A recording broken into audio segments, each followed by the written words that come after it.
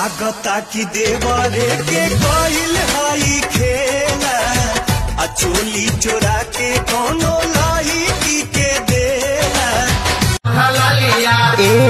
सैया जी के दी हल्काने का काना बलिया देवरू के दी हलाल उठल लिया। मोहरे नहीं हरे का हो मोहरे नहीं हरे का ये गोरे सोनार हो न दुनिया उधार देले बा।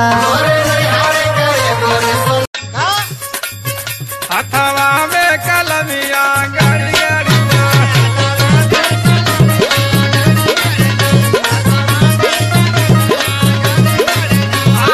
गाड़ी गाड़ी जाए हो।